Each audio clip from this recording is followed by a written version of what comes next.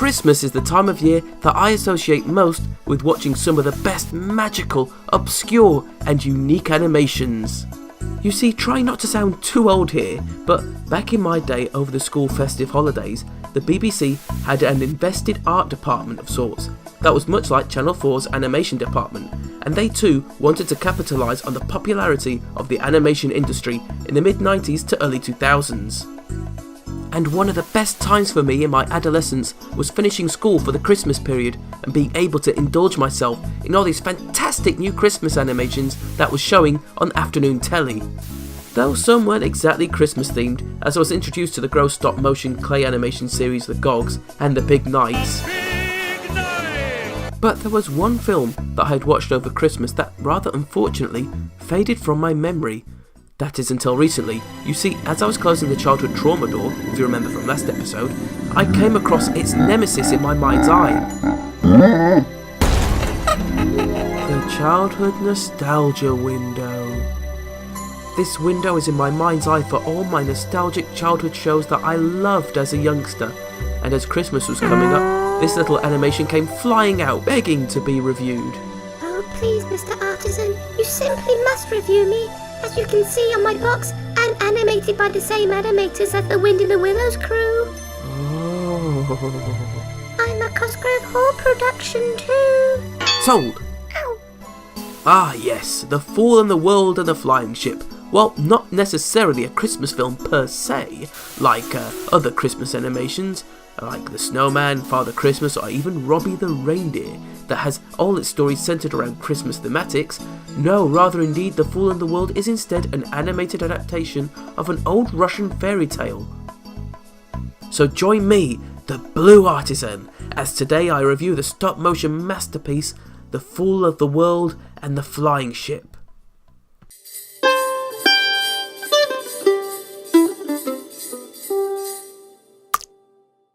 As I stated earlier, The Fool of the World is in fact an old Russian fairy tale dating far, far back in the long, long ago lands, which, would you believe, was the name of the show that this animated story was commissioned for.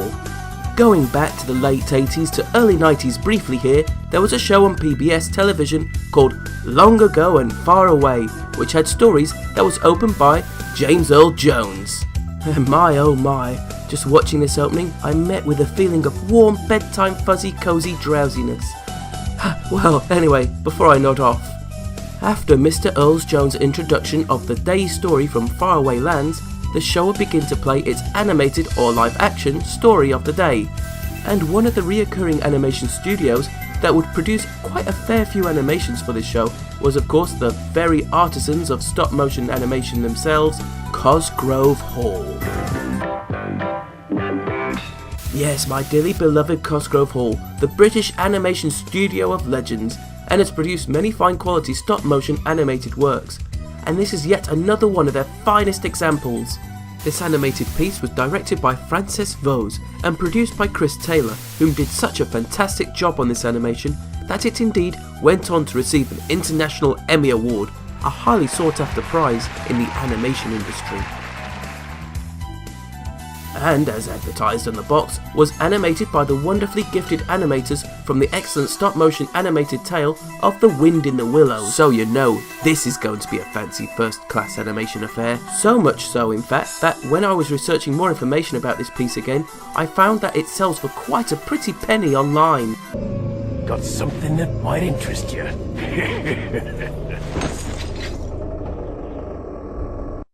Not enough cash, stranger. So, what makes this rare and enticing little gemstone of animation so special?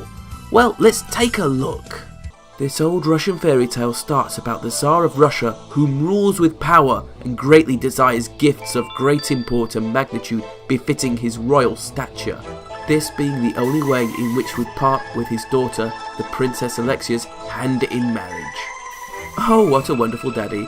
But the princess is of course frustrated because she doesn't want to marry these losers. So instead, the Princess Alexia comes up with the idea for the ideal man to take her hand in wed. Only for a ship that will... a ship that will... Fly. Fly?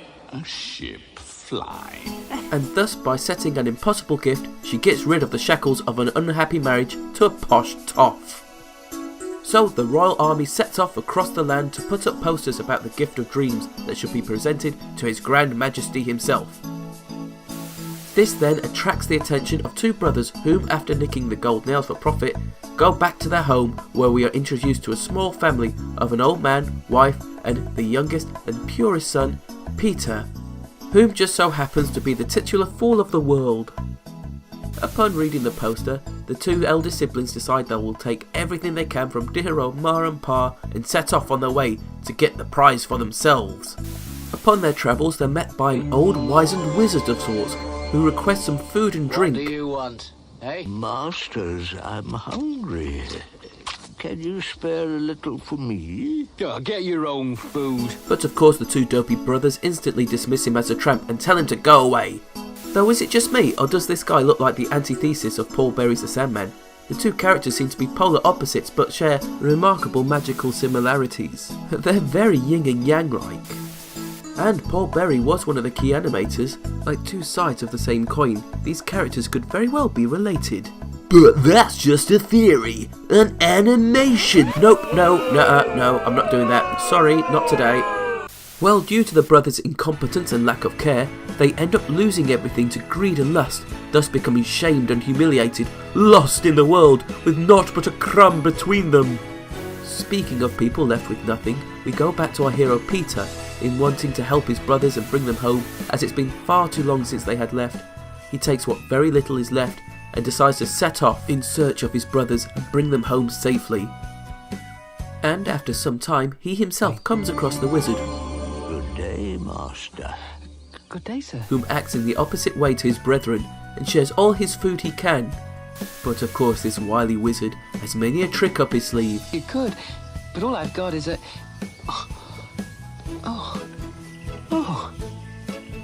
What? As Pytor is amazed to find that there's an entire full delicious looking lunch inside his bag. As they merrily eat their lunch, the wonderful wizard listens to Pytor's testimony on finding a flying ship to bring his brothers home again, and knowing that Pytor has a kind heart, our friend the wizard has a feeling that Pytor might actually find his ship, although there is one rule he must obey should he ever come across a flying ship. The captain of a flying ship must never, ever refuse to let someone ride in it if they ask him, no matter who they may be. I'll remember that, sir. The wizard sets Pytor to sleep as he whips up a magical storm that would even put Elsa from Frozen's performance to shame, as he begins his construction with his Frost Sprite's help to complete the Ship of Dreams. Let it grow, let it grow. I'm making this ship out of snow. Oh, let it grow, let it grow. Going to make this ship fly so high. Here I stand. Oh, me back. Oh. Look, joke aside, this is an actual really beautiful scene, especially for stop motion animation. To Pytor's amazement, he's gifted this magic ship, crafted like a beautiful dove. He sets off to see the Tsar. I hope they make a song about this. It will be quite catchy, I think. On his way, he's greeted by quite quirky fellows. Of course, Pytor remembers the golden rule set by the wizard and allows anyone who requests to join upon his ship. You up there, boy! Room for me? Never, ever refuse to let someone ride in it, no matter who they may be. So let's see, Pytor is met with a man with a large eye named Sharpshooter, Sharpshooter's the name. who can see for miles and miles away, a farmer who specialises in farming in the cold with magical Siberian grass that's colder than all. I run so fast they call me Lightning, you know. Can't A stop. man named Lightning who has restrained his leg to keep his speed in check. And then they come across a man with BFG ears called Listener. He can hear everything. And lastly, a forester and his wife, whom has a vacuous stomach. I guess that should come in handy. Oh well, she bought enough food to share. So each character in turn wants a lift to the Tsar themselves, as they believe their unique talents will be beneficial for His Majesty, singing a rather infectious song. Your heart, indeed, being a pirate is a right to be. Do what what you want, 'cause a pirate is free. You are a pirate. You are a pirate. No, not that song. No, instead they sing a song about seeing the Tsar. We're off to see His Majesty the Tsar. We're off to serve His Majesty the Tsar. Our merry band travel across the vast expansive land of Russia. They finally make it to the Tsar's gates, where they're met by an evil chancellor. Well, I never. So as the gift of the Tsar's grandest desires is delivered upon the palace, the chancellor swoops in and devises a devious scheme to get rid of Pytor and take the ship for himself, allowing himself to obtain the princess's hand in marriage. Wow, I just can't believe it. The scheme is as follows. Pytor and his pals must pass certain tests before they're allowed to speak to His Highness. The first task is to eat an entire banquet of food, and this is where we get to see the individual traits of each character shine, as the first to take up the challenge is none other than the forester's wife, who is able to devour the entire meal, and I must say, god damn, this stop motion food looks delicious. And without even working up a sweat, thanks to the forester's wife, they pass the first test flawlessly. But speaking of sweating, they are then challenged to have a bath, and our friend with the big ears hears the guards being ordered to boil them alive like lobsters in their bathhouse. We'll all be trapped inside and boiled alive. And there's nothing they can do about it this time. Or is there? As the Tsar's guards try to boil our heroes alive, is there anything the Tsar fighters can do to survive in this most desperate situation in the struggle for the fate of all Mother Russia? Find out in the next exciting episode of The Fool and the World and the Flying Ship. The guards work tirelessly trying to boil our delightful little band alive, though one of them has snuck out. Why, it's none other than the farmer, and he's got his special frost grass that instantly cools down the flames of heat, no matter how hot they are. Thanks to the farmer's efforts, our hero survive the ordeal and thus begin a rousing song of triumph. So we'll all enjoy a scrub in his private royal tub. Then comes the magical meeting of Pytor and Princess Alexia, as the princess sneaks out dressed as a maid and asks to take flight upon the ship, and well, you know the rules, and thus love blossoms, tale as old as time, yada yada yada. But yet before they can have an audience with the Tsar, they must pass the final and most hardest task of them all. I shall allow Sharpshooter to explain to save time. New task. Go Lake Volskaya, fetch water, don't fetch it in 5 minutes. Heads off. Oh, right. So Lightning unties his leg to reveal why he is named so. He sets off across the vast land of Russia, 1,000 miles away, and with all but the final minute left, they find out that Lightning has fallen asleep under a tree. So, with help from Sharpshooter and Listener, they're able to cooperate together and bring both their talents to shoot down the apple from the tree and wake Lightning up just in time to get back before the final chime of the bell at noon.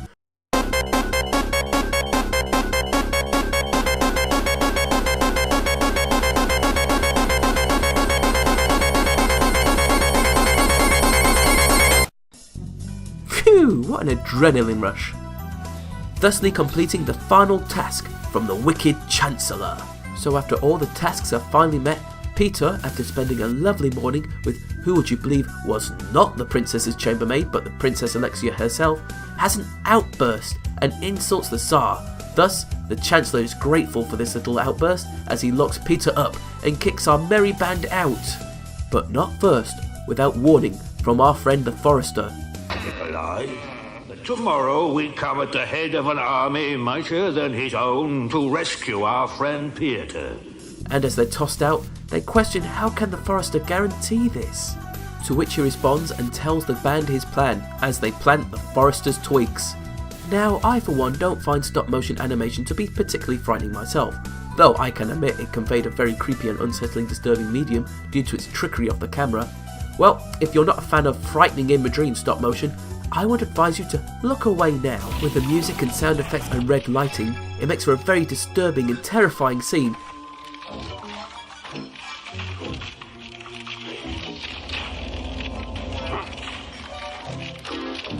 This is just turning out to be damn right demonic.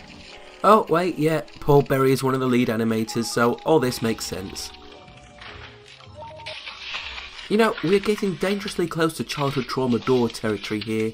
See, Paul, this is why people find stop motion very creepy. You're giving it a bad rep.